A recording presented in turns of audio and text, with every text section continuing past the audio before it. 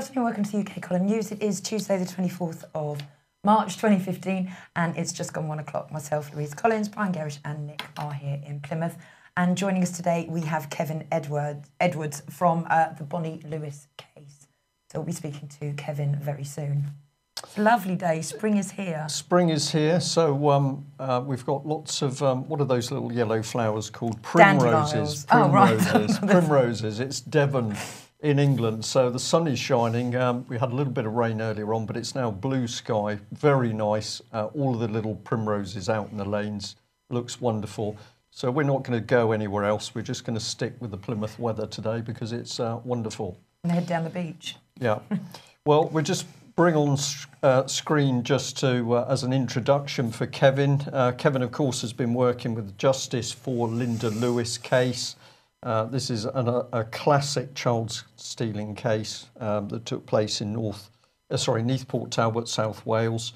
We'll bring Kevin in as we work through the news, and then he's going to have a set slot to tell us what's been happening with the Bonnie case. So I'll just say good morning to you, Kevin. Are you there?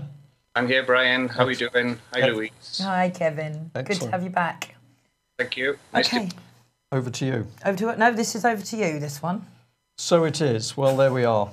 This is an interesting report from New Zealand, which is simply saying that we've got one of the local radio stations starting to pick up on what the BBC has been doing. And of course, the story that the BBC was essentially penalising members of staff who stepped forward to talk about the child abuse issue.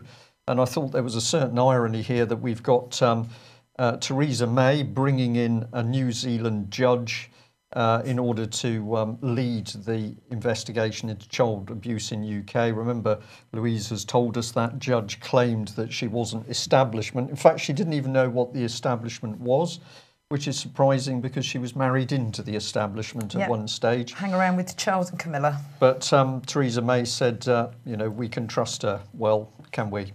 So what has been happening on the child abuse front, Louise? Okay, well, all I could find regarding the BBC, there was stuff, there was some things coming up about DJ Neil Fox, which we're going to be covering, but the only other story the BBC were holding on to was a historical case that focused on two Labour MPs, Leo Abbs and Speaker George Thomas. The BBC, the allegations were made to South Wales Police and another police force, and information has now been passed to Operation Fernbridge for further investigation. But BBC focusing on two dead politicians. What a surprise. Well, it's dead politicians and it's also celebrities, of course, Louise. Yep. Anything but people in Westminster and around Westminster at the moment. Yep, exactly. Here we go. Sky News last night did a story on Australian Grand Slam champion Bob Hewitt, who was yesterday convicted of rape and sexual assault on 3 underage girls whilst he was coaching children in South Africa during the 80s and 90s. Mr. Hewitt, of course, denied both charges, but the judge in Johannesburg said the similarities amongst the victims showed how calculated Hewitt really was, and Hewitt has been remanded in custody and is awaiting sentencing. Next. Okay, now we're moving on to DJ Dr. Fox, former Capital Radio DJ and TV presenter. Neil Fox was yesterday charged with 9 sex offences, 3 of which are relating to children. 3 allegations are believed to have happened in the 90s and the other 6 in 2007. Fox, of course, denies the allegations as well. He's due to appear on bail at Westminster Magistrates Court in April the 16th. Interesting that he's also a very close friend of Simon Cowell, a bit like the glorious Max Clifford. Indeed. And this one is particularly interesting, I think. Very interesting. Okay, a historic film about the gay rights movement has been aired on BBC iPlayer as part of the Open Door series. The documentary, called Glad to be Gay, was first aired in 1976 with the presenter Ian Campbell Dunn, and it shows the lives of gay people in Scotland. What the BBC did not do, or maybe they did and this was deliberate, we don't know, was look at who Mr Dunn actually was. Well, for those who don't know, he was one of the co-founders of Pi. He was also a member of the Labour Party. And very interestingly, when he did pass away back in 1998, none other than Peter Tatchell wrote his obituary for The Independent, where he said Ian Dunn was a pioneer for lesbian and gay human rights, remaining a central figure in the battle for homosexual equality in Scotland and internationally for 30 years. So that's very interesting, and there's been a lot of outrage from victims who had been left at the hands of this Ian Dunn. And the BBC simply saying, as usual, well, we don't really care what the public think. We're happy to take your 3.65 billion to fund us, but we don't really care. And if we want to promote this sort of thing, we can. And of course, with a royal charter, they're backed by this little team. Indeed. So this story was picked up by The Independent. It's come from the Sunday Mirror, where an ex-police officer has spoken out about members of the royal family being part of a paedophile ring back in the 80s. But this case was shut down for national security reasons. Apparently, the child abuse investigation was surrounded a royal member and an MP, but the Crown Prosecution Service said to follow it up would not be in the public interest, and it could destabilise the country. That's great, isn't it? So that's okay. The paedophiles can walk around, they can abuse children. If it's a member of the royal family, we can't touch them because it might upset the country. Or a politician or a member of the establishment, of course, because we should just simply do as these people tell us, and we shouldn't really worry about what their morality is. Exactly. On that note, Kevin, it seems a good place to bring you in. Would you like to make any comment about the slides we've just covered? Well, what's interesting from a South Wales point of view, Brian, is that Leo Apsey, former MP, the Labour MP, who's now he's obviously dead. As all paedophiles are coming out seem to be dead, there's been rumours in South Wales for many, many years about his links with paedophilia. So absolutely no surprise that that's actually hit the mainstream press. And as regards Linda Lewis's case, if my memory serves me correctly, Leo Apsey actually is a founder of a bunch of solicitors based in Cardiff called Leo Apsey and Cohen, who Linda was recommended to have legal representation from them in 1998. Now, I believe that Linda did go to this firm, but kind of picked up very, very quickly indeed that this firm were not going to act in the best interests of herself and her child, and dumped them pretty quickly. So it just goes to show how the whole system is controlled with the right people for their side in the right places at the right time. Absolutely. Kevin, absolutely. What can we say almost on this? It's becoming ever more obvious that there is this common purpose. That is one description. It's a collaboration between very powerful people in high places to make sure that these paedophile rings stay operating. They clearly don't want to destroy them. They want them to be operating. We've said time and again, the reason for this is so that they can blackmail people and control them politically or in their professional capacity. At this stage, we'll bring up the subject of Melanie Shaw. So Melanie, who we've reported on many times, the brave whistleblower, child abuse victim and whistleblower that spoke out about children being abused, and she claims being murdered at the Beechwood Children's Home in Nottingham. Of course, she's still locked up in prison. Why is she there? There can only be one reason, because she's been telling the truth, and the truth leads to very senior people in the Nottingham area. We need to make sure that Melanie knows that there's still support out in the public for her. On Sunday, the 5th of April, starting at 12 o'clock, there'll be a meeting in Cathedral Square, Peterborough, and that's part of the Justice for Melanie Shaw campaign. What a state of affairs in Britain, 2015, when you've gone through a life of abuse. I'm sure Melanie won't mind me saying live on air, her first memory is of being raped over the kitchen table, probably at an age of about 4. And from telling the truth about what has happened to her and the subsequent abuse in care, she is then fitted up in a British court and put in prison. It's disgusting, it's disgraceful. And of course, it shows the true state of Britain at the moment. I noticed that Theresa May is calling for people to come forward and go to the police with regards to child abuse. But it seems that people who are going to report paedophilia and child abuse just end up them being the ones put in prison. So what does this mean for victims? Are they really going to see justice, or can they just expect to end up, if they do report it, or parents are concerned as well, they come in, they take the kids and away they go?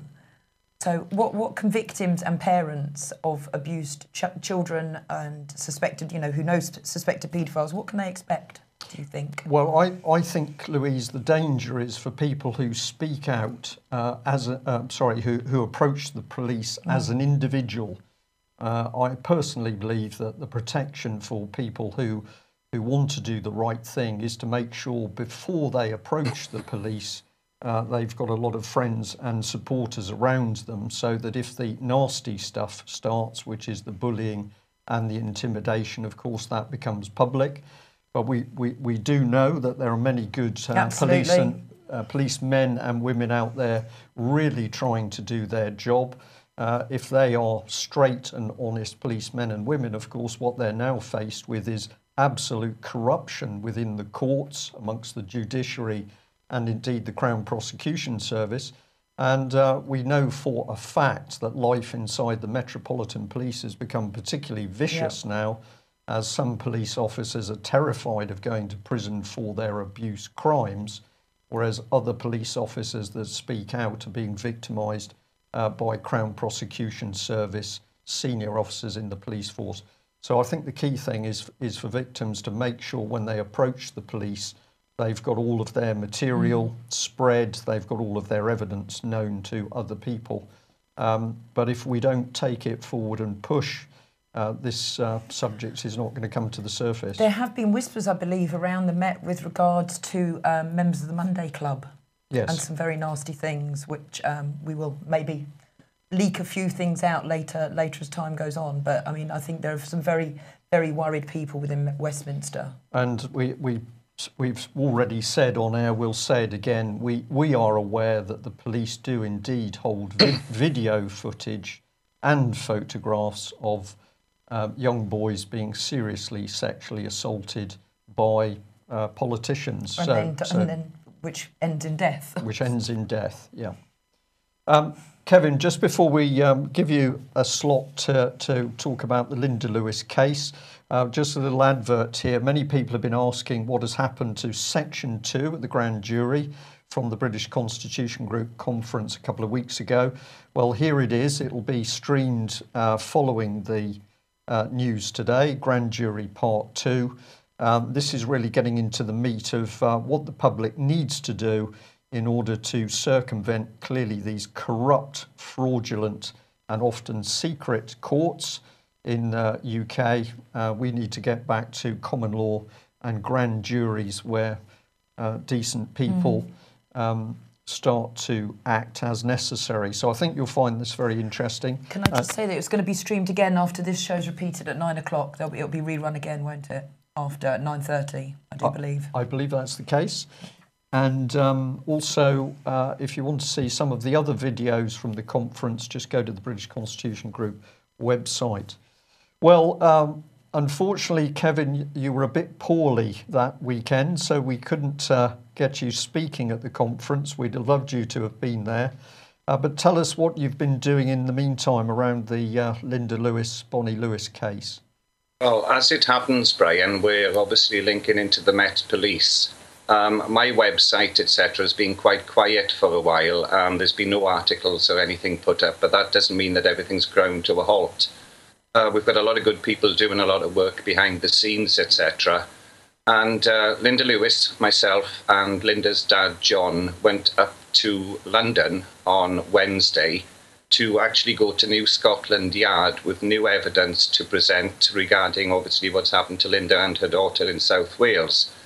Now, the first point to make is when we got there, New Scotland Yard, being a public building, no longer has any facilities to accommodate anybody walking in. So they've no public area. So again, we spoke to a policeman, very nice, very sympathetic. who directed us off to a nearby police station in Belgravia, which was on Buckingham Palace Road. Yep. So we headed in there, asked at the counter to speak to a senior police officer, a little bit cheeky as well. We asked to speak to Hogan Howe, but apparently he was getting into trouble for what he'd done in Liverpool regarding paedophile cover-ups. So after about half an hour, we were brought in front of two police officers, a chap called Ed and a nice policewoman called Lauren. Ed has 16 years service with the Met, and briefly we presented the evidence to him, recapped it, and he realised exactly where we were coming from, that what had happened to Linda and her daughter, especially in America, was kidnapping. There was no doubt about it. There was involvement, there was corruption. South Wales Police were in it. Now, on several occasions, we mentioned to both police officers that we've come all this way up to the Met. We do, because we do not trust South Wales Police, as they are complicit in this crime, have acted both ultra-vires and in a criminal manner in the kidnapping of Linda's daughter in 1998. We went through the evidence for about an hour and a half, and both police officers says, fine, look, he said, can you go out, have a cigarette, go for a cup of coffee, whatever, come back and see it in half an hour. So back in we went. Police officers were fine. Both could see exactly where we're coming from. Both could see that crimes had been committed against Linda and her daughter. So we had a brief chat, and, you know, this is the way the police forces work at the moment. You're dead right. We've got a lot of good coppers out there who need to be on our side. He could not do anything until, as he said, and he pointed, I got to go upstairs and see how we can do this. So he said, look, you know, give us another hour. How can I present this to my superiors upstairs? So how can I get this onto the system with a crime number? So he did that. We wandered off, had a little bit of lunch, came back in, and he said, yeah, we've got your crime number. The way I want to present it for you is by basically bringing it in as a case of malfeasance in public office. Now, the first reaction was, well, hold on, there's a bit more than malfeasance in public office. There's kidnapping, there's conspiracy, there's perverting the course of justice, there's perjury, etc., etc. And he accepted all this, and he said, well, the way to put it in is malfeasance in public office, because if we can get this into court for you, you can take it up as malfeasance in public office, which is a common law offence which carries life imprisonment and is recognised as a criminal offence as well. So we were a little bit disappointed with that, but we realised that this chap didn't have the final say. That's the key thing about it. So we were given a crime number, which we've still got. We shook hands with both policemen. And it's interesting, you know, about the Met Police, because during the conversations I was saying a few things to both of them. I said, look, you know, have you checked your pensions lately, etc. And one of them said, oh, I'm actually in the new pension scheme, but there's a lot of guys that are really, really peed off at the moment. They've lost up to £50,000. And of course, my response to this is, well, you know, the people that you're protecting as police officers or your bosses, you know, the ones who wear the hat and the batons and go to the lodge upstairs, you know, the same people that you're protecting are the ones that's basically robbing you. The conversation said that the Met Police, a lot of police officers there at the moment are suffering because of the scrutiny and the bad reputation that they've actually got because of the, you know, the numerous cover-ups with paedophilia. So, you know, the police forces are corrupt, but it's not the guys in the trenches, Brian, that, you know, we should really be attacking. We need these guys on the side. And we've literally had two police officers who were on Linda's side, saw the evidence and had absolutely no problem in putting it forward. That's good news. Right, but it's the story goes on, Kevin, doesn't it? Because what happened subsequent to that visit to the Metropolitan Police? Again, it's quite amazing. We got the crime number. This was Wednesday. On the card, it says that the Metropolitan Police will be investigating, and we can expect an officer to get back in contact with us. You know, I think it was within 5 working days. So, you know, we obviously all came back down the road and had a chat about it, and it's a result. Once again, I emphasise that the Met Police were told that under no circumstances were South Wales Police to be tipped off or involved in this. So Thursday went okay, then Friday, apparently 2 police officers turned up at Linda's home address on Friday at 5 o'clock in the evening, and Linda Lewis wasn't there. So her mother eventually got hold of Linda and said, there's 2 policemen come here, etc., etc. They want to speak to you, and they're coming back at 5 o'clock the following day, being Saturday. Now, we didn't quite understand what was going on and what South Wales Police were doing there, but they did say when Linda's dad had a bit of a pop at them as they were sort of walking down the drive, quite arrogantly, these police officers said, well, we are in charge now, we are investigating. Now, this obviously caused a lot of anger and consternation on this because we did not want South Wales Police to be involved in it. So, long story short, we sort of phoned up a few supporters of Linda's who were all waiting at her house for Saturday, 5 o'clock, with video cameras, etc., ready to go, and, sitting there, and then the police didn't arrive at 5. At 5:05, the phone rang, and it was a PC Golden from South Wales Police who literally spoke to Linda. Now, the conversation was quite a lengthy one, and I ended up speaking to him as well. But the bottom line is, Met Police had passed all paperwork over to South Wales Police. South Wales Police, being a criminal organisation from the top, have now decided not to investigate themselves, which obviously they cannot do. Now, I can see you smiling there, you two. This is literally totally incredible, because what the Met Police have done by doing this is actually they are perverting the course of justice. Yeah. Now, interestingly enough, Brian, there's an article that came up in the Daily Mirror this week where an active police sergeant and a Met Police sergeant was looking through video evidence of a mugging, and he noticed and he thought his son was likely to be investigated as one of the muggers. So he went off and told his son, you better watch out what you do. And apparently he told him what clothes he was videoed in. But I believe you're going to be under suspicion and under investigation. Now, of course, this is a police officer from the Met who has perverted the course of justice and was found guilty of so in Southwark Court and was sentenced to 6 months imprisonment. So the point I'm making here is, guys, that somebody in the Met Police, based on the precedence of this sergeant from the Met, is guilty of perverting the course of justice by handing evidence and, tipping off South Wales Police that they were likely to be investigated. And of course, who guards the guardians? That's the case. South Wales Police, criminal organisation, cannot investigate themselves. Kevin, you've put that so concisely. It's blatant what is now going on. We've got utter corruption and criminality in Britain's police. And yep, you've said it. So one police force tips off the other in order that they can cover their tracks. These police officers should be in prison. But of course, we've got the other extreme now where we've got the politicians and indeed the judges and the CPS are pointing a finger at the police when they're also guilty of this same sort of abuse of the system. Exposing it is the key thing, but as we had shortly before your slot, the grand jury process is now coming to the surface. We will have a special report on that later in the week. But thank you very much for giving us that. Just think what the situation is in Scotland now, where Scotland's 8 police forces have been amalgamated into one unit, Police Scotland. They can do as they please. There is no independent investigation. Hey, Brian, if it's okay before you wind up, I think it's vitally important that I pass this on. During the conversation with PC Golden on Saturday, I was sitting next to Linda. She was talking to him.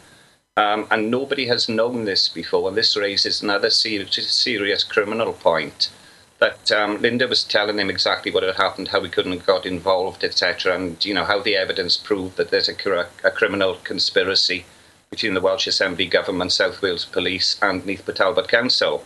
And she just said, which is perfectly true, she said, well, if I'd done something wrong, why was I never arrested for any of this? Because the fake suicide letter obviously said that Linda was going to kill herself and her daughter, a fraudulent letter invented by the Welsh Assembly government. And quite remarkably, PC Golden came back and he said, well, you were arrested, Miss Lewis. You were arrested in December 1998. And she said, what? She said, I was arrested in December 1998. Now, at this time, Linda went a bit white. And she said to me, they're telling me I've been arrested in 1998. So I took over the phone. And the obvious question there is, I said, OK, Linda Lewis was arrested in December 1998. Can you tell me on what charge?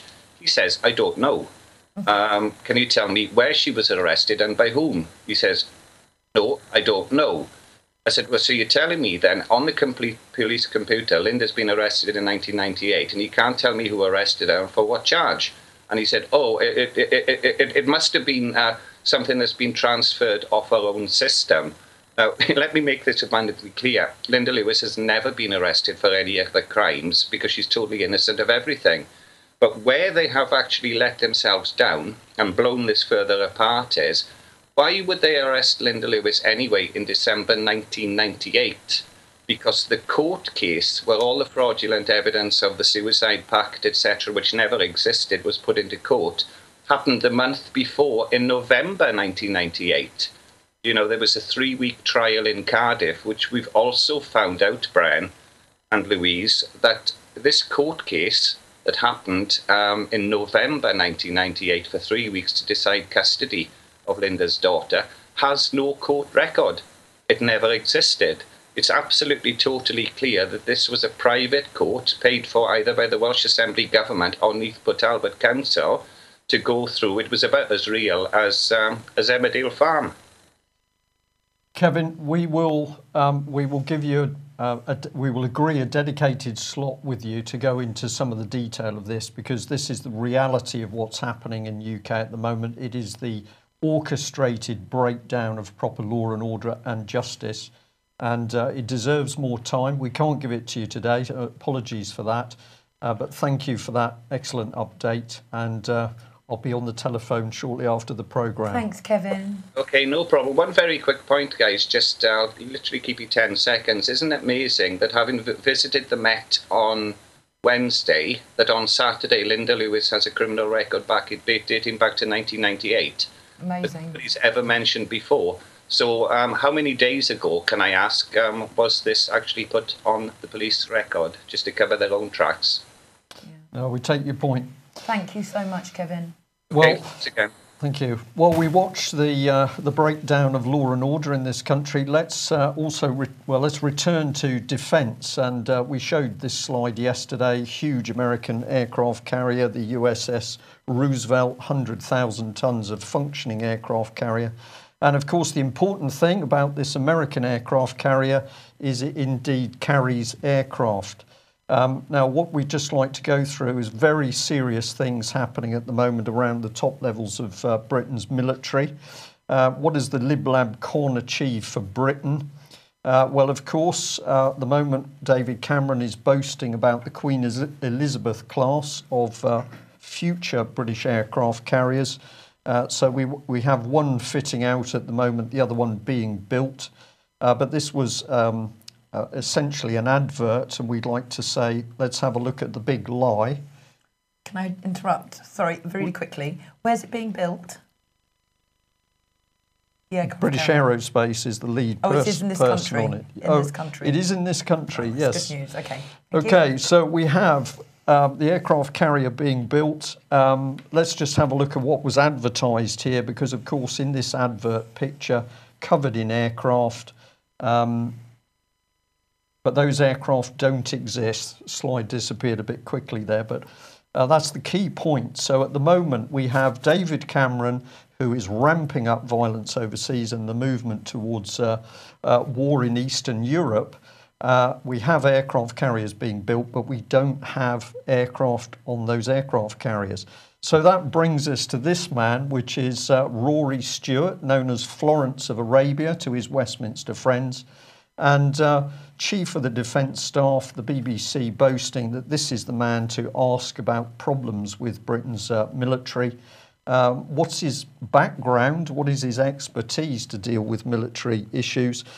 We've got an academic, we've got an author, he's a filmmaker, He's been wandering in the desert, but apparently this is the man that we should pay attention to.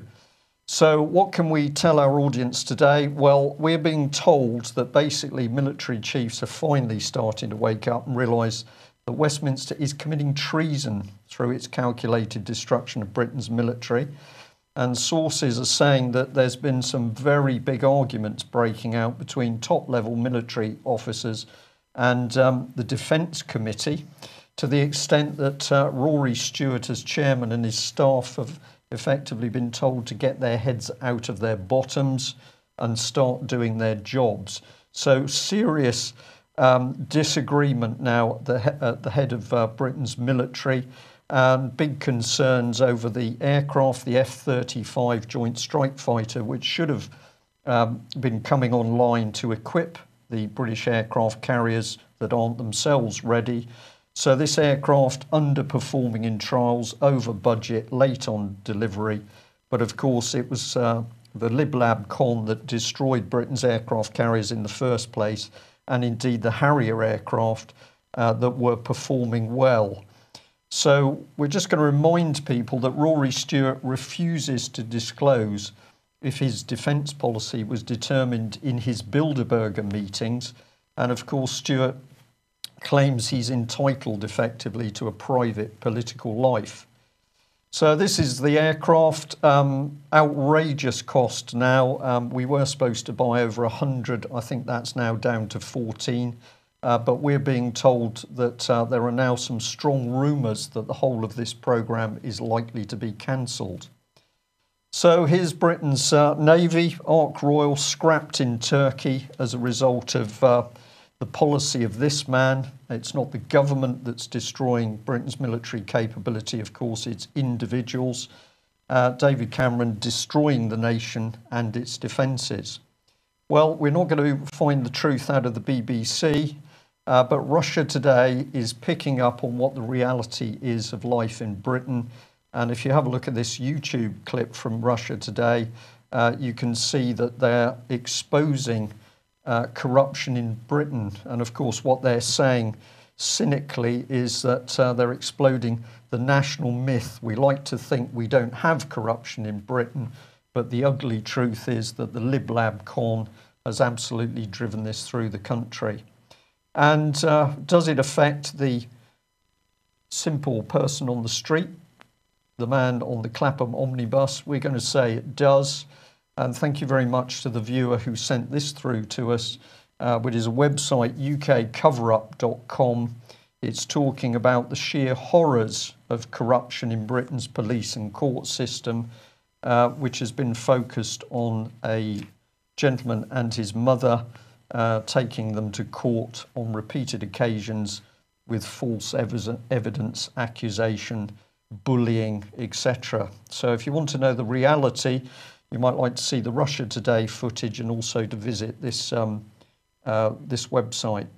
What are the politicians doing against this background? Well, I think this one says it all. It does.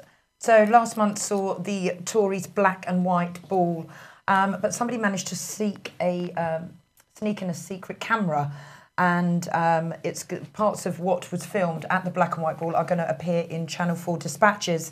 The first sting was on Hugo Swire, who claimed hard-up families whose benefits had been cut could afford $60,000 on auction prizes, and that generous expenses allowed MPs to drive top cars out of the reach of the normal taxpayer. Investigators from Channel 4 also catch Jeremy Hunt giving rich Tory sponsors his own personal views on the NHS at a luncheon during the winter crisis by the NHS. So I just want to pick up on a couple of things that Mr. Squire said. It's quite naff to have Bentleys and Rolls-Royce and Ferraris because anybody could just have them. And while encouraging one bidder to raise an offer, he said, 60,000.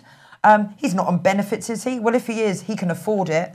And then he comes out with a statement, in the good old days of MP's expenses, we could all have Bentleys too, but we don't anymore. So the criminal wasting of public money is regarded as a joke by the Tories, yeah. Well, we'll leave you on that unhappy note, but this is the reality of Britain today. If we can expose the child abuse, which of course is the is the weapon of the blackmailers, we start to regain our country. We need the truth to be out there. And of course, we need decent men and women back in Parliament to replace these substandard MPs at present. So thanks for joining us. Thanks to Kevin. And remember the Sunday event for Melanie Shaw, very important. And of course, let's remember that the Holly Gregg case, of course, has not disappeared, simply that Robert Greene is now gagged for life by the Scottish Government for daring to expose child abuse. And the Hampstead case we're going to continue to report on based on the facts available to us. Thanks for joining us. Thank you. Bye-bye.